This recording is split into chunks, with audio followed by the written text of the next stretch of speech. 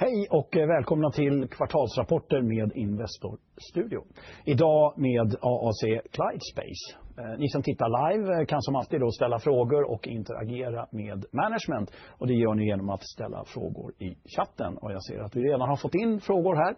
Och som vanligt så kommer vi hantera frågorna efter presentationen. Känner du att du inte hinner få svar på din fråga så hänvisar vi sen då till IR Håkan Tibell på bolaget.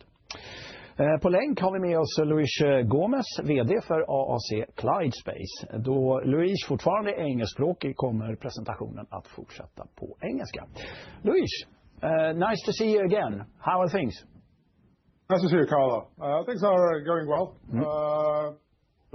With normal challenges, but with a good outlook for the year. Yeah.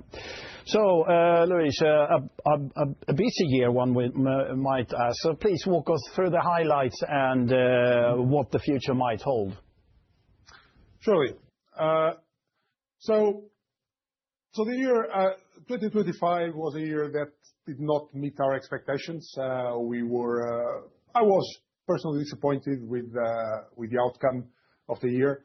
But at the same time, quite encouraged by some of what we achieved and some of what we have actually prepared for the future. So our net sales were below what we expected. They were below what we had reforecast, mostly down to two programs, one which is delayed in terms of being started, and the other one which has a few issues that are external to us. But that has actually affected our net sales quite substantially. Despite these, we were still able to deliver a positive EBITDA. That was one of our objectives for the year. Even if the other objective, originally that was to actually have a positive operational cash flow, could not be fulfilled, mostly because of that delay in the start of a very large project. And that has affected us in terms of our cash flows. But as I say, it's a year of mixed results. Disappointing in terms of our growth, but we still managed to actually deliver a positive EBITDA, showing that we could adapt to the fact that we had lower than expected revenues.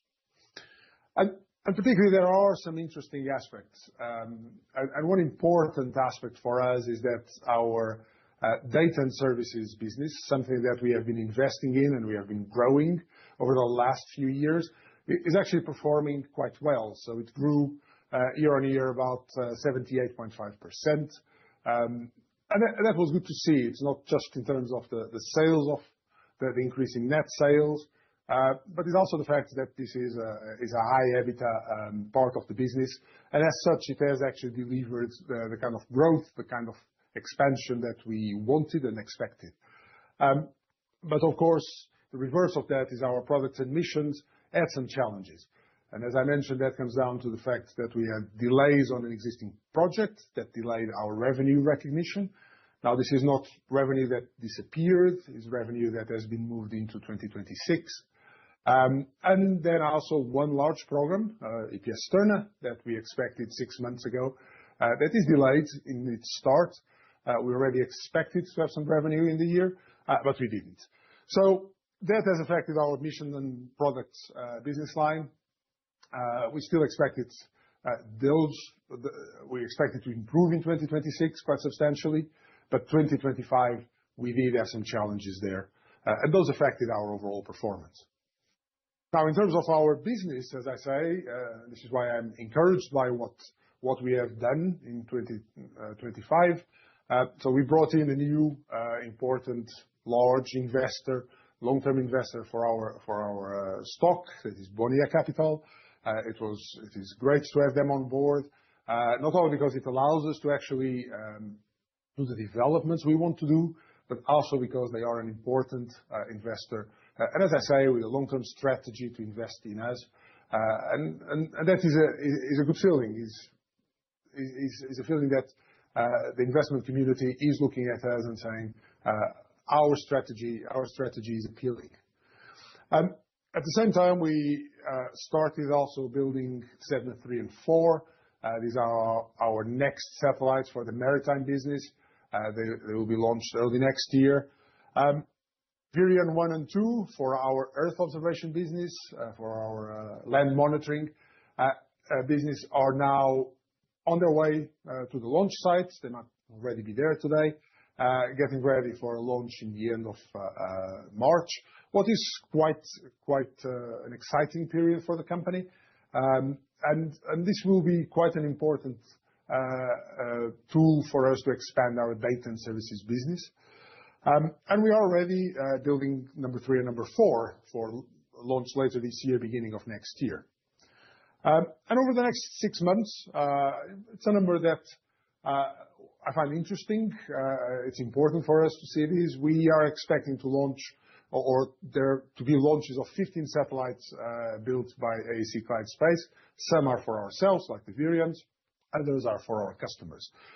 So this will be quite a lot of new AAC Clyde Space designed satellites in orbit. It will be good to see an expansion of the number of satellites that we have built, that we have put in orbit. And then, of course, we have Inflection Phase 2 program coming online. So we are now just in the last aspects of closing Phase 1, and we are just in discussions with the European Space Agency on Phase 2. And that is going well. Those discussions are going well. We're just going through all those aspects. It is going to be very important for us to actually start that Phase 2 so that we keep to the timeline of having a constellation late 27, 28 of new maritime services, satellites for new maritime services. And then, of course, probably the biggest thing, the biggest focus for the company over the last few months is getting ready for EPS Sterna. And that project, as it's well known and well documented, has been delayed. EUMETSAT and ESA had some delays internally in terms of approvals. But on the 12th of January, EUMETSAT got the green light and the go-ahead to start the project. And on the 27th of January, they actually signed their contract, the agreement with the European Space Agency to start the procurement. And we are now going through that phase of final negotiations, discussions, and we expect to actually start working on this project quite soon. So that is quite a positive development. And as such, and this is why I remain very optimistic for 2026. I think it is a year that is shaping up to be very, very good for us. And it has the right ingredients. Even if 2025 was a bit of a disappointment, 2026 has the ingredients to be a great year for us.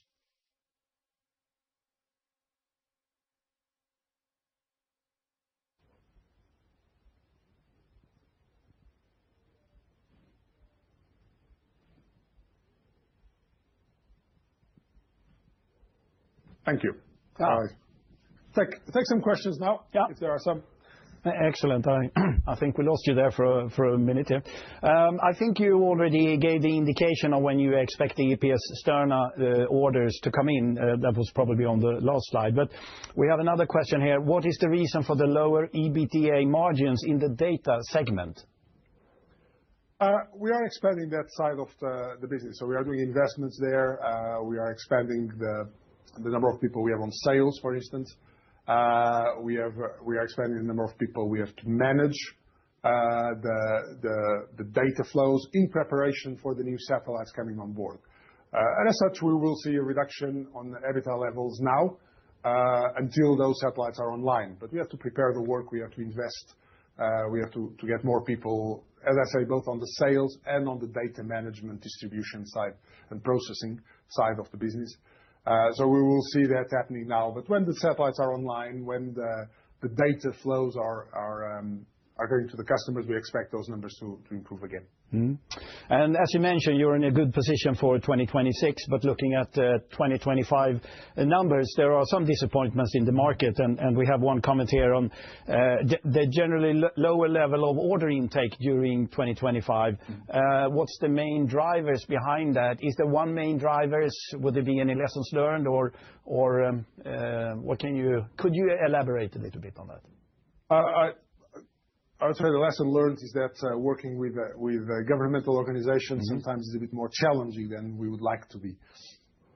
I think the main point in terms of order intake is that we have a very large order in the form of EPS Sterna. And that is one we have focused quite a lot. So we have focused our effort internally in capturing that. And a lot of our work, a lot of our backlog is dependent on that. So when that comes in, that will actually change things quite dramatically. And because we have been waiting for that, it's also not like we can just go and start new orders. We have to actually choose, and we have to focus on a certain number of orders. And that probably will have actually meant that our order backlog, because of the delays on that project, actually was reducing. But in general, I think this will be a very different situation. We'll see a very different reality once that project comes in. In terms of 2025 in general, yes, it was disappointing, and it was very disappointing for ourselves because we expected a better year. And as I say, there are the delays on EPS Sterna, but we also have another project where, due to external circumstances to us, there is a technical disagreement between one of the suppliers and the customer. And that has led to some delays in terms of recognition of revenue, because there are some work that we can't do until they actually agree. But this is something that is being resolved. And as I say, moved from 25 to 26. And it is something that we really couldn't control. Mm-hmm. And if we looking forward here, guidance and long-term outlook, what shall we expect, and will there be a full year guidance? Once the situation with Sterna is all resolved and everything is done, we will give guidance to the market. Until then, it would be premature, just because the impact is so big on our finances for the year. So we will give that guidance once everything is settled. And we have a viewer question here. Should the additional Sedna launches be considered a constellation expansion, or a renewal? Both. So our objective is to expand our maritime constellation. We want to do that, but of course we also have old satellites in the fleet. So some of those will start re-entering, they'll stop working, and the new ones are needed to both replace them, but also to expand.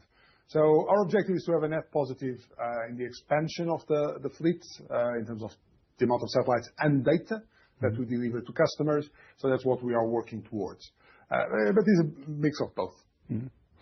And you mentioned earlier the 15 satellites that will be launched in the next 6 months. And we have a question. If you could tell us which ones they are, if we can get some more granular information. So I can just mention the 2 variants that we own ourselves. The other ones are customer satellites, and we are not in a position to discuss those. But it's just to give the number of satellites. But we can talk about the ones we own. The other ones are for our customers. Okay. And what is a reasonable timeline for the Virion constellation to start earning revenues? And now we're moving into forward-looking statements here. Mm-hmm. So we expect, after they are launched, we expect a commissioning phase of about 3 months. That is where we are verifying, checking, putting the satellites in the right place, because they will still take a while to actually place in the right place. Can take a little bit longer, can be a bit quicker. But after that phase, we will be in a position to start delivering data to customers, and to start making revenue out of that. Mm-hmm. Thank you. And we have some questions here on inflection. What is the current form, and how much is in your hand now vis-à-vis the third party? And as I said, it takes 2 to tango, but here apparently it takes 3 to tango. Yes. In this specific case, I would say 3 is the right number. Mm-hmm. And as you can imagine, that's quite a difficult tango. What we have right now is most of the proposals, most of the plan is all arranged. There is one outstanding item to be discussed. It involves another partner. And as such, we still have to finalize that. But I think we are in a pretty good position to go ahead. But ultimately, as I say, we have to agree together with the European Space Agency and the other partner. We have to agree all the details. But it's something that I expect to be fairly quick, to have a fairly quick solution. And we have a viewer question connecting to that, and that is a statement, there hasn't been any updates. Is that due to, well, let's say, the third party or other parties, so you are somewhat stifled in what you can communicate? And the next question is, would you say that these projects are moving forward as expected with what you know? Starting by the end, yes, I think they are moving forward as we expected, maybe with a little bit of a delay. We expected to have closed this December, January. So there is a little bit of delay, but nevertheless, projects are still working as we expected. And yes, I cannot disclose details about the ongoing discussions, because as I say, it involves other parties, so we can't give updates on that. But in general, we are still seeing an evolution. Things are as we expected, as I say, with a little bit of a delay. Okay. And in the SCO progressing again, is the SCO progressing again, or is there still problems with the suppliers? Is there a problem with the suppliers? So I won't talk specifically about any details on the program. I'll just say the program is moving, but we do have some delays there.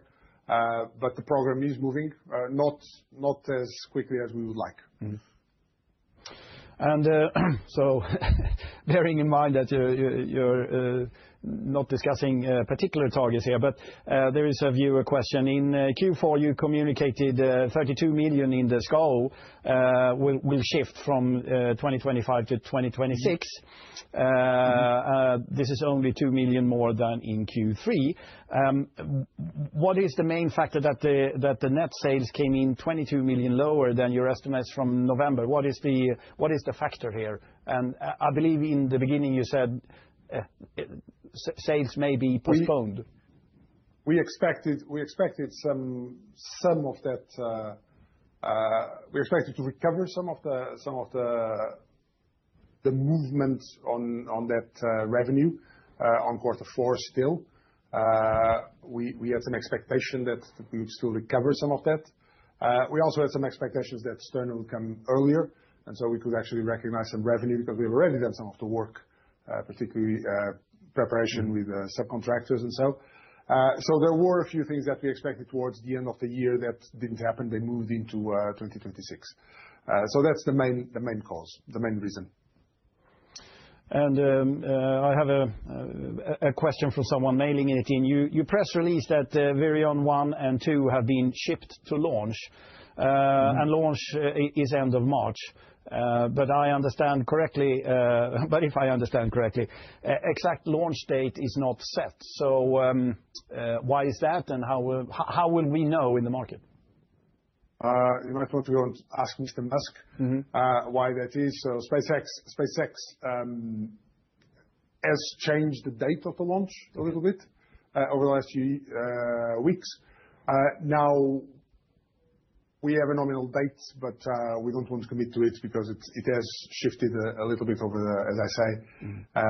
And so we prefer to say it's the end of March, and it will.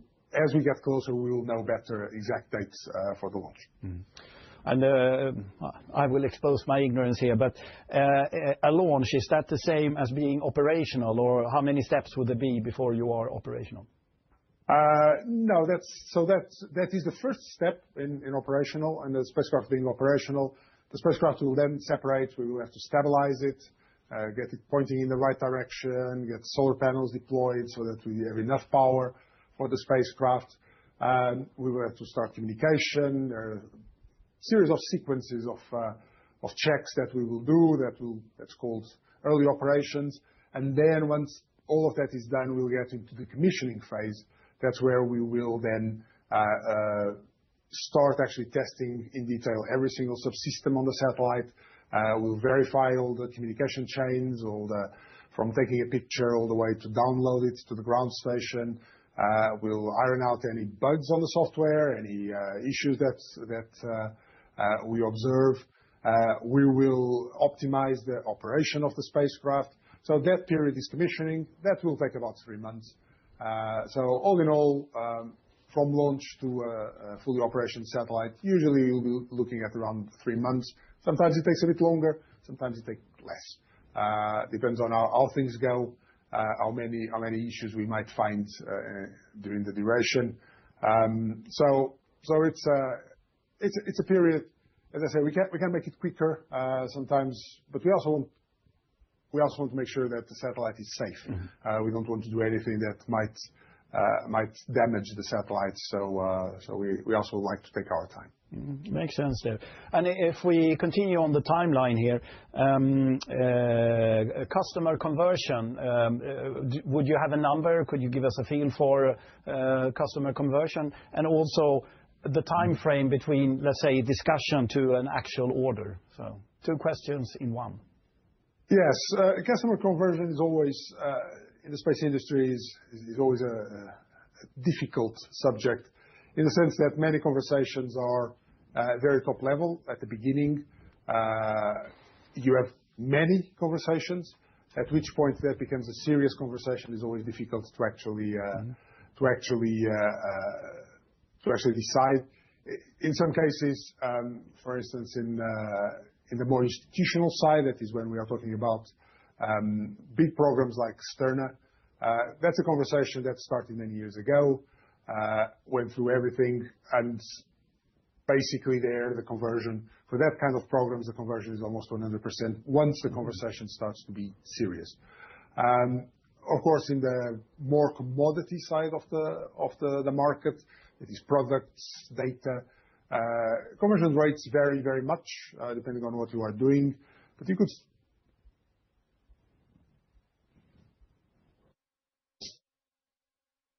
have with customers. On the satellite side, on the mission side, you probably have a similar conversion rate. But then the timelines that you have between starting a conversation and actually having a contract is very variable. Again, looking at the more commodity side of our business, that is where we sell products and data, ready-made data, let's call it. That's timelines are fairly short. You're talking about a few months from first contact to actually having an order.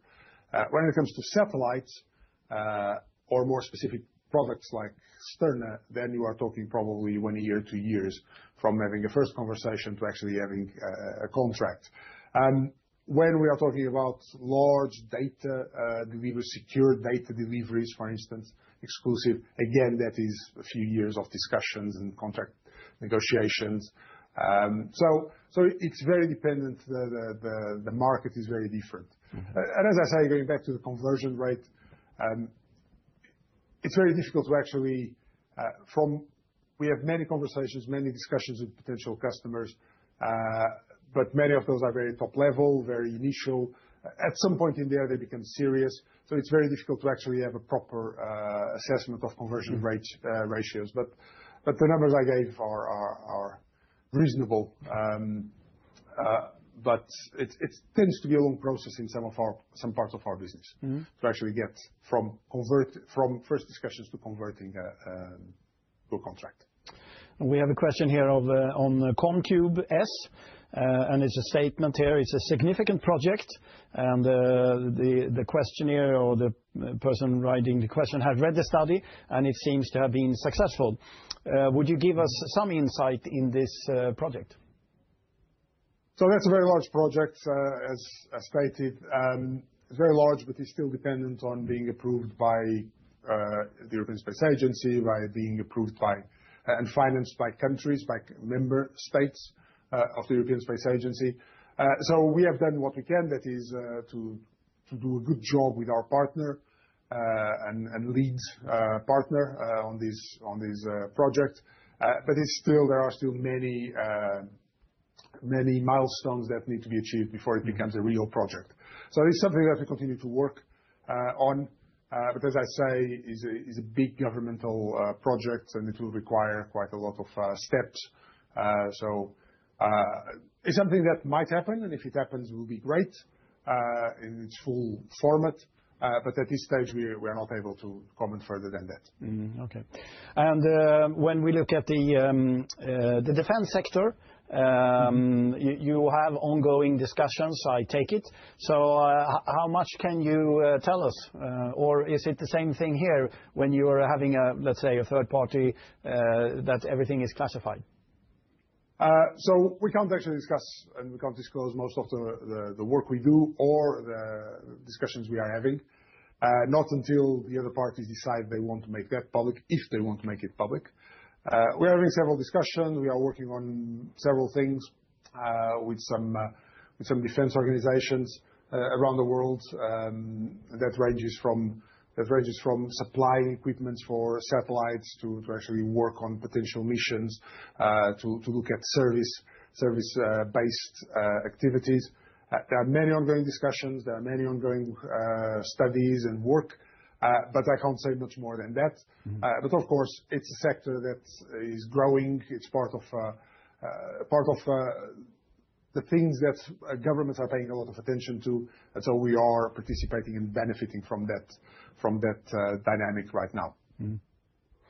And we have another question here, and I believe you touched upon it when it comes to the maritime data. But DNB Carnegie, who back on the EPS Sterna green lighting from EUMETSAT, recently raised the target price to 107 and between 107 and 138. And obviously, you can't comment on the share price. However, they are expecting maritime data offering and thus revenue in the second half of 2027 in this report. Would you say that that's a fair assumption? I believe that was for data from Sterna or from revenues from Sterna. Yes. So I would say that would be a pessimistic view. It would be a pessimistic view in my opinion. Okay. It would be a pessimistic view of how things will evolve. In terms of maritime, yes, we will increase next year. We expect to increase our maritime revenue. But when it comes into revenues from Sterna, I would say that's a pessimistic view.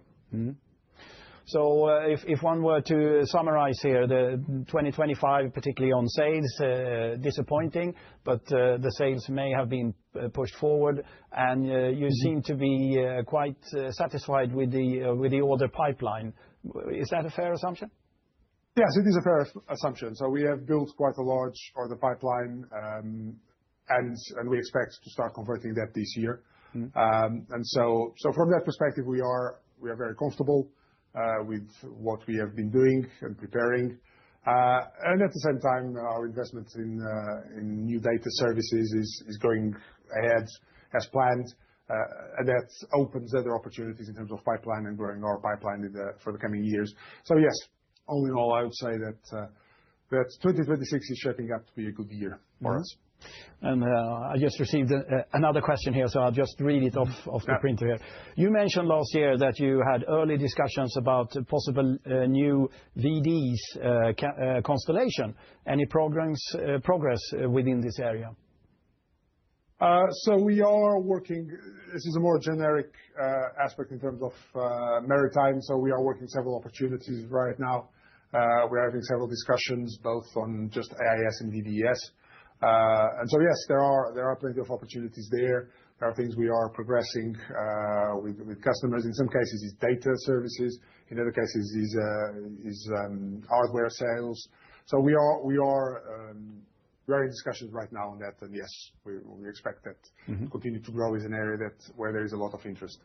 I don't have specifics to tell you right now, but just we are in discussions and we are in planning phase for our own data services, but also in discussions with potential customers for constellations of that type. So you're leaving a rather busy year and you're entering perhaps an even more busy year, if I interpret it correctly. Well, thank you, Luis.